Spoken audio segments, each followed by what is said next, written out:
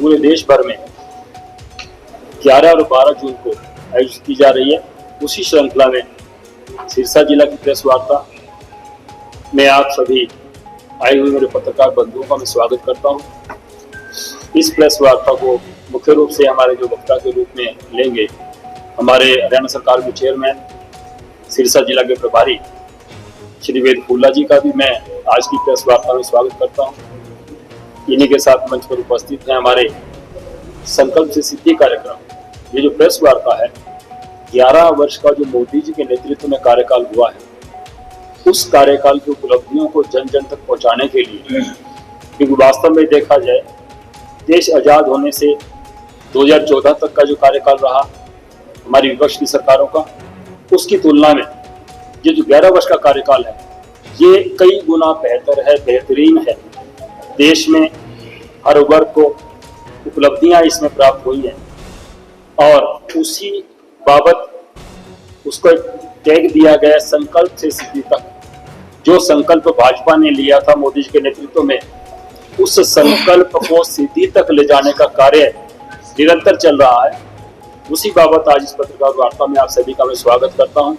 हमारे बीच में विशेष रूप से उपस्थित हैं संकल्प से सिद्धि तक कार्यक्रम के हमारे जिला के संयोजक माननीय मुख्यमंत्री के पूर्व सलाहकार, राजनीतिक सलाहकार श्री जगदीश चोपड़ा जी, माटीकला बोर्ड के पूर्व चेयरमैन रहे गुरदेव सिंह जी राही, हमारे बहुत ही वरिष्ठ नेता, पूर्व में चुनाव भी लड़ चुके हैं, एससी कमीशन के हमारे सदस्य रतनलाल जी बामनिया, हमारे अल्पसंख्यक मोर्चा के पूर्व जिलाध्यक्ष वीरेंद्र तिन्ना जी, सिरसा विधानसभा से हमारे प्रत्याशी रहे रुकास जांगड़ा जी, अनुसूचित मोर्चा के हमारे प्रदेश के महामंत्री मक्खन सिंह जी क्योवाली, प्रदेश कार्यकारिणी के सदस्य मेरे भाई डॉक्टर गंगा सागर गेरवाला जी और मार्केट कमेटी के पूर्व चेयरमैन हनुमान कुंडू जी, गुराम डोडी जी, अजय जी, विष्णु जी और आप सभी पत्रकार बंधु का पुनः स्वागत करते हुए मैं निवेदन करूंगा हमारे भाई वेद फूला जी से कि आप साथियों से रूबरू हों और 11 वर्ष की उपलब्धियों के बारे में आपसे चर्चा करें। हमारे भाई वेद फूला जी। आज की प्रेस वार्ता में मेरे साथ उपस्थित भारतीय जनता पार्टी के हमारे जिला के अध्यक्ष आदरणीय भूपेंद्र सिंह जी और मंच पर जब अभी इन्होंने सबका नाम दिया हमारे सभी आदरणीय नेतागण और आज की प्रेस वार्ता में उपस्थित सभी हमारे मीडिया के बंधु साथियों, आज की जो प्रेस है विशेष रूप से तो ये हमारे हरियाणा सरकार के मंत्री कृष्ण बेदी जी ने आना था आप सबसे बातचीत करने के लिए, लेकिन वो आज किसी कार्यक्रम में व्यस्त होने की वजह से उन्होंने मुझे आदेश किया कि मैं आप सबके बीच में होकर के सरकार की बात आप सबके बीच में रखूं। साथियों, ये प्रेस वार्ता जो है एक श्रृंखला के तहत है कि जिस तरीके से अभी अध्यक्ष जी ने बताया कि 5 जून को माननीय मोदी जी की सरकार को जो तीसरा कार्यकाल का पहला वर्ष पूरा हुआ है, यानी 11 साल हो गए। इसको भारतीय जनता पार्टी ने संकल्प से सिद्धि तक कि 2014 में जब आदरणीय प्रधानमंत्री मोदी जी लोकतंत्र का सबसे बड़ा जो पर्व होता है चुनाव, 2014 में लोकसभा के चुनाव में जो जनता के बीच में गए थे तो देश की जनता के सामने जो वादे किए थे उन वादों को इन 11 वर्षों में यथार्थ करते हुए और एक सिद्धि जो देश ने प्राप्त की है, इसलिए हमने इसका नाम रखा है संकल्प से सिद्धि तक, ये 11 वर्ष। और आदरणीय प्रधानमंत्री जी लगातार और भारतीय जनता पार्टी भी लगातार कहती है कि जो 11 साल हैं और आने वाले जो 4 साल यानी 15 साल जो मोदी जी की सरकार के होंगे, 2029 के बाद हम जो चुनाव में जाएंगे, ये देश के विकसित भारत के हमारे अमृतकाल, इस अमृतकाल में हमने बहुत उपलब्धियां प्राप्त की हैं। वैसे ही अमूमन आप लोग सब प्रेस वार्ता में जाते हैं तो कोई भी सरकार अपनी उपलब्धियां गिनाती है, तो मैं तो ये कहना चाहूँगा कि इन 11 सालों में अगर हम आंकलन करें हमारे देश का, कि अगर देखें आंकलन करने का जो तरीका होता है कि किसी भी आदमी का आंकलन करें या कोई समाज का आंकलन करें या देश का आंकलन करें, तो 3 दृष्टिकोण हो सकते हैं। पहला दृष्टिकोण ये हो सकता है कि 10 वर्षों में 11 वर्षों में देश का आमजन है उसके जीवन में कितनी सुविधाएं आई, उसका जो जीवन कितना सुधार हुआ, सरकार की तरफ से ऐसी पर चीजें लाएगी कि उसके जीवन में सुधार हुआ। दूसरा मान सकते हैं कि इस देश की आर्थिक स्थिति जो है इन 11 वर्षों में कितनी उन्नत हुई, और तीसरी मान सकते हैं कि दुनिया में देश का रुतबा कितना बढ़ा। साथियों, मैं कह सकता हूं कि इन 11 वर्षों को अगर आप देखें कि पूर्व की सरकार से इन देश की आज़ादी से लेकर के 2014 तक का कालखंड देश का रहा, उससे लेकर के 2024 से लेकर के 2025 ये जो 25 का जो कालखंड चल रहा है, इसका आप कंपैरिजन करेंगे तो देश के आम जन के अंदर एक बहुत बड़ी जन सुविधाएं इस सरकार ने दी। इसके साथ साथ मैं ये भी कहना चाहूँगा कि देश के इतिहास में मोदी जी की जो सरकार है इसको स्वर्ण अक्षरों में लिखा जाए। यह कार्यकाल विकसित भारत और आत्मनिर्भर भारत और संकल्प की सिद्धि का स्वर्णिम काल माना जा रहा है। बीते 11 वर्षों की यह यात्रा मोदी जी ने अकेले नहीं बल्कि खुद को तपा करके देश के 140 करोड़ देशवासियों के परिश्रम, त्याग और सपनों को परवाह देते हुए पूरी की। मैं यह कहना चाहूँगा साथियों, जिस तरीके से मैंने कहा कि आम जन के जीवन में जो फर्क आया, तो सबसे पहले मैं बात कहूँ तो देश की मोदी जी की सरकार बनने के बाद सबसे पहले मोदी जी ने जनधन खातों के माध्यम से आम गरीब आदमी को बैंक के साथ जोड़ने का काम किया। 2014 के अंदर जब हमारी जो सरकार आई तो इस देश में 4 करोड़ खाते थे, जिसमें देश की टोटल पॉपुलेशन से सिर्फ 4 करोड़ लोग थे जो बैंकों से जुड़े हुए थे। अगर आज मैं जिक्र करता हूँ तो आज जनधन खातों के माध्यम से आम देश का नागरिक जो है वो लगभग 45 करोड़ खाते इस पे खुल करके मोदी जी ने बैंकों के साथ आम जन को जोड़ा। फिर आप देखें कि जब देश में कोरोना काल आया था तो कोरोना काल में यही जनधन के जो खाते थे इनके माध्यम से मोदी जी की सरकार ने आम जन सुविधाएं देने का काम किया था। दूसरा, अगर हम देखें कि देश की 2014 से पहले हमारे देश के अंदर 12 करोड़ से ज़्यादा परिवार ऐसे थे कि जिनको घरों के अंदर शौचालय तक नहीं थे। हमने मोदी जी की सरकार ने इन 11 वर्षों में 12 करोड़ परिवारों के अंदर शौचालय बना करके हमारी बहनें तो खास करके जिनको खुले में शौच जाना पड़ता था, आज खुले में शौच मुक्त हिंदुस्तान हो चुका है। अगर आप देखें इस देश की हमारी बहनें हैं, उनके घरों के अंदर जो चूल्हा जलता था, यानी कि गरीब आदमी का सपना होता था सिलेंडर लेना, लेकिन उज्ज्वला योजना के माध्यम से 11 करोड़ परिवारों के अंदर देश के प्रधानमंत्री जी ने वहाँ उज्ज्वला योजना के माध्यम से सिलेंडर पहुँचा करके इस देश की बहनों को एक बड़ा तोहफा दिया। अगर आप देखें कि इस देश की आज़ादी से लेकर के 2014 तक 1800 गांव ऐसे थे जो इन 70 वर्षों में जहां लाइट नहीं पहुंची थी, देश के प्रधानमंत्री जी ने जब पहली बार 2014 में लाल किले की प्राचीर से देश को संबोधित किया था तो उन्होंने एक संकल्प लिया था कि मैं आने वाले 200 दिनों में 300 दिनों के अंदर, मुझे दिन को ध्यान नहीं है, इनके अंदर में इस देश के अंदर जो कोई ऐसा गांव नहीं होगा कि जहां बिजली नहीं होगी। आज देश के अंदर कोई एक गांव नहीं है कि जहां बिजली नहीं हो। उस संकल्प को पूरा करने का काम किया। ताकि उसके साथ साथ आप देखें कि अगर जब हमारी सरकार आई तो हमारे देश में आर्थिक स्थिति के रूप में देश का अगर हम आंकलन करें तो हम दुनिया के अंदर 11वें नंबर पर गिने जाते थे। यानी कि 2014 में हमारा देश आर्थिक स्थिति के रूप में 11वें नंबर पर गिना जाता था। 2019 में जब हम चुनाव के अंदर गए तो हमारी पोजीशन दुनिया के अंदर 7वें नंबर की थी, और 2024 में जब हम लोग गए तो हम 5वें पायदान पर थे। लेकिन आज हम हिंदुस्तान जो है वो दुनिया के अंदर चौथी आर्थिक ताकत है, यानी कि आज हमारी ताकत वो दुनिया के अंदर चौथी है।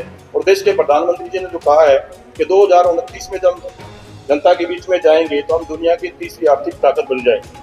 कि दुनिया के अंदर हमारी बात को कितना माना जाता है। अगर आप साथी 2014 से पहले इस देश का आंकलन करते हैं तो देश के जो रक्षा मंत्री जी थे उनका एक बयान आया था 2014 से पहले पूर्व की सरकार के रक्षा मंत्री का कि भाई आज देश के अंदर पैसा नहीं है तो हम रक्षा खरीद नहीं कर सकते, भविष्य में हमारे पास पैसा होगा तो हम रक्षा खरीद करेंगे। और हमारा जो एक्सपोर्ट यानी कि जो हम हमारे जो रक्षा सौदा है जिसकी हम एक्सपोर्ट करते थे तो उसमें हमारा 600 करोड़ का था।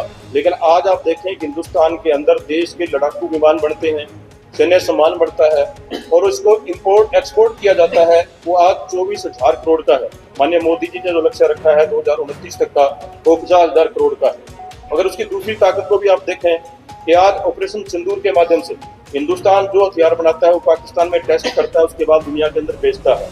और आतंकवाद की स्थिति को भी आप देखें 2014 से पहले एक घटना घटी थी जिस घटना के अंदर पाकिस्तान के आतंकवादी और सेना हिंदुस्तान में घुसी और हिंदुस्तान के सैनिकों के सर काट करके ले गई। देश के जो रक्षा मंत्री जी थे उन्होंने संसद के अंदर झूठ का बयान दिया और बाद में उसको उन्होंने माफी भी मांगी और रिकॉर्ड ये बात है। लेकिन आज अगर आप देखें मोदी जी के राज में 3 घटनाएं बड़ी घटी।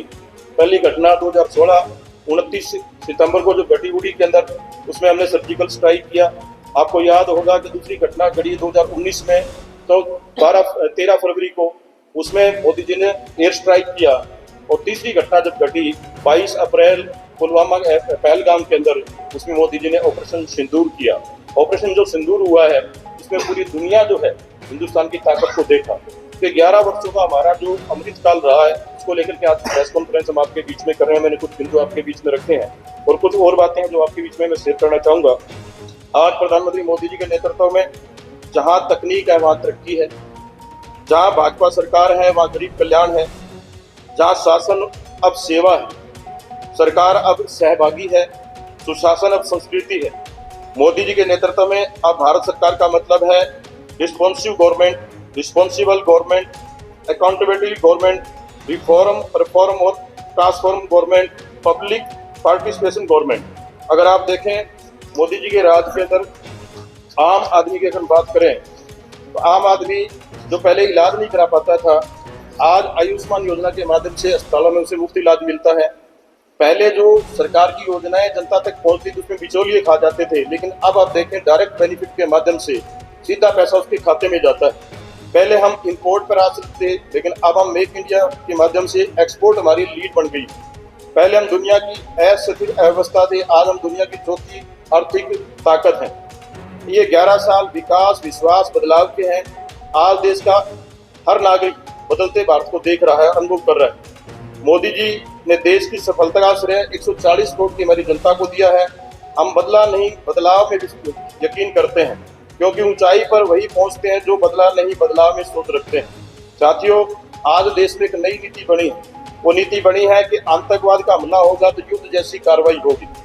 अगर यो भी देखा जाए कि 11 साल के अमृतकाल के समय पर हम दुनिया जो है ऑपरेशन सिंदूर की आज चर्चा कर रही है। अगर ऑपरेशन सिंदूर एक सैन्य मिशन नहीं है, ये हमारे संकल्प, साहस और बदलते भारत की तस्वीर को दिखाता है। रक्षा क्षेत्र में भारत आत्मनिर्भर बना है। आज भारत मेड इन इंडिया के माध्यम से पाकिस्तान में टेस्ट करता है, दुनिया के अंदर दुनिया हमारे पर ट्रस्ट करती है। कांग्रेस के राज में इंदिरा जी से लेकर मनमोहन जी तक सिर्फ गरीबी हटाओ का नारा दिया गया था, लेकिन आज देश में 27 करोड़ परिवार ऐसे हैं जिनको मोदी जी ने गरीबी से निकाल करके मुख्य धारा में लाने का काम किया। मोदी जी ने मेरा सपना है कि भारत का गरीब सिर्फ आंकड़ों में गरीब ना हो, बल्कि नीति निर्माण से केंद्र बने और हम उसको मुख्य धारा में लेकर के आए। आज देश का प्रधानमंत्री मोदी जी 140 करोड़ भारतवासियों को मिलकर के देश को विकसित बनाने में जुटा हुआ है। देश में जब से मोदी जी के नेतृत्व में भाजपा सरकार बनी है, तब से घोटालों का अंधेरा दूर हुआ है, सुशासन का प्रकाशन हुआ है। आप जानते हैं कि जब मनमोहन सिंह जी का लास्ट टर्म रहा, उसमें सबसे ज्यादा कोई जिक्र होता था तो घोटालों का जिक्र होता था। आज 11 साल में चाहे हमारे देश की सरकार है, चाहे हमारे प्रदेश की सरकार है, विपक्ष वैश्विक चुनाव को लेकर के कोई भी बात कह सकती है, लेकिन आज तक हमारे हरियाणा प्रदेश के किसी मुख्यमंत्री, 2 मुख्यमंत्री वर्तमान में नायब सिंह सैनी जी, उनसे पूर्व आदरणीय मनोहर लाल जी और देश के प्रधानमंत्री मोदी जी और उनके किसी भी मंत्री पर कोई अब किसी भी तरीके का आरोप नहीं लगा पाई। ये सबसे बड़ी उपलब्धि जो है इस सरकार की है। इन 11 सालों में हमारी महान संस्कृति के पुनरुद्धार और धार्मिक जागरण में हम रहे हैं और 11 सालों में अपनी विरासत की पुरानी गरिमा को वापस लौटाने का भागीरथ हमने प्रयास किया। जो मोदी जी को लेकर के और खास करके जो आज जनता के बीच में जो बातें निकल के आती है, जनता जिस बात को कहती है कि जिस तरीके से मोदी जी है तो मुमकिन है, यानी कि आज ये सिर्फ नारा नहीं, ये लोगों में एक यकीन बन चुका है कि आज मोदी जी ने जो कह दिया वो निश्चित होगा। अब राजनीतिवादों की नहीं, प्रदर्शन की और संस्कृति पर टिकी है। विरासत भी, विकास भी, सांस्कृतिक धरोहर भी, आधुनिकता का समन्वय भी, महिलाओं की भागीदारी विकास में केंद्र बनी हुई है। आतंकवाद पर एक नीति है, zero tolerance to terror. Defence export 30 गुना बढ़ा है, भारत आत्मनिर्भर बना है। भ्रष्टाचार पर प्रहार, घोटाले खत्म, ई नीलामी से पारदर्शिता। भारत वैश्विक नेतृत्व में अग्रणी रहा है। सरकारी योजनाओं की निगरानी, डिजिटल ट्रेडिंग और सोशल ऑडिट, आयुर्वेद और योग को वैश्विक मान्यता मिली है। 11 सालों में जम्मू कश्मीर बदला है, 370 धारा हटी है, 3 तलाक खत्म हुआ है, जीएसटी जैसा कानून बना है, वक्फ बिल जैसे सख्त निर्णय लिए गए। हमारी विदेश नीति आज देश के सांस्कृतिक महत्व की झलक भी दिखती है उसमें। प्रधानमंत्री श्री नरेंद्र मोदी जी के नेतृत्व में केंद्र सरकार के सेवा, सुशासन, गरीब कल्याण के 11 साल को देखते हैं तो साफ दिखता है कि देश में अंधेरे से उजाले तक, निराशा से आशा तक और भ्रष्टाचार से सुशासन तक की ऐतिहासिक यात्रा तय की है। आज की प्रेस कॉन्फ्रेंस आपके बीच में यही बातें रखने के लिए मैं उपस्थित हुआ हूँ अपने साथियों के साथ। आप सब आए, आप सबका बहुत बहुत धन्यवाद। आप क्या बताते? तो विपक्ष का काम है सरकार को क्रिटिसाइज करना, और विपक्ष तो मैं 2019 में भी क्रिटिसाइज कर रहा था। कह रहे थे कि देश के अंदर मोदी जी की सरकार नहीं है, मोदी जी बड़ी ताकत के साथ दोबारा आए। हरियाणा प्रदेश में मनोहर लाल जी की दूसरी बार सरकार बनी, लोगों ने कहा कि 2014 में जब सरकार बनी हरियाणा में आदरणीय मनोहर लाल जी की, तो कहा कि भाई ये तो हुड्डा साहब के एक एंटी इनकम्बेंसी के माध्यम से सरकार बनी, लेकिन हम अपनी उपलब्धियों से आई। और 2024 में भी हमें कहा गया कि भाई मोदी जी की सरकार नहीं बनी, देश में सरकार बनी। तो इसका काम होता है कहना। मैंने जो उपलब्धियां आज बताई, केंद्र सरकार की उपलब्धियां हमारी जो है आप सबके सामने रखी।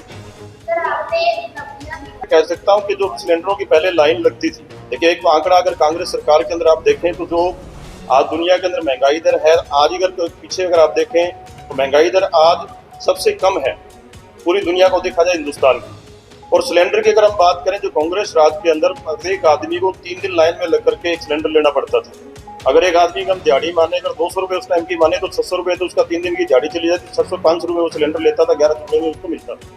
आज अगर मैं कोई गृहिणी जो है, अगर घर में हमारा कोई कार्यक्रम होता है, अगर हम आधा घंटे पहले कॉल करते हैं तो घर के अंदर हमें इस बात की टेंशन नहीं रहती कि किस तरीके से रसोई गैस हमें मिलेगी। तो रसोई गैस में हमारी बहुत बड़ी उपलब्धि मैं कह सकता हूँ कि इसके मोदी जी की सरकार की रही। आयुष्मान कार्ड की आपने बात की, आयुष्मान एक क्रांति है, देश के गरीब आदमी के आशा जगी है। खास करके मैं ये बात हमेशा भी बोलता हूँ, हमारे साथी भी इस बात को कहते हैं कि भाई पहले वो गरीब आदमी हॉस्पिटल में एडमिट हो जाता था तो उसको कोई उसका रिश्तेदार भाई बंद मिलने के लिए कतराता था कि जाऊंगा तो कहीं ऐसा ना हो, कह देगा भाई कुछ पैसे दे के जाओ। आज गरीब आदमी की कोई बीमारी घर में आ जाती है तो वो आश्वस्त है कि मैं आयुष्मान के माध्यम से जाकर के अपना इलाज करा पाऊंगा। हो सकता है कुछ विसंगतियां रही होंगी, कुछ चीजों को लेकर के ठीक से उनको नहीं किया जा रहा होगा, तो कमी रही होगी तो उसको भविष्य में ठीक किया जाएगा। जिस तरीके से आप मानते हैं कि जीएसटी को लेकर के जब लागू हुआ तो जीएसटी में जैसे जैसे खामियां रही उनको धीरे धीरे ठीक करते हुए आज देखते हैं कि जीएसटी के माध्यम से आज हमारे देश की अर्थव्यवस्था के अंदर जीएसटी कितने योगदान दे रही है। मैं आपके बीच में ये बात जरूर कहना चाहूंगा, हरियाणा सरकार की अगर आप बात करते हैं तो 2014 से पहले देश के अंदर हरियाणा प्रदेश में हुड्डा जी का राज था। हुड्डा साहब 2005 से लेकर 2014 तक रहे और उसमें उन्होंने जितनी नौकरियां दी, खास करके सरकारी नौकरी की हम बात करें तो 10 साल का कालखंड उनका रहा, 10 साल का कालखंड हमारा अभी हुआ है, 11वें में हम प्रेस हुए हैं। सरकारी नौकरी की हम बात करें, सरकारी नौकरी भी हमने 1.5 लाख से ज्यादा युवाओं को सरकारी नौकरी देने का काम किया, अभी पाइपलाइन में उसमें रहेंगे।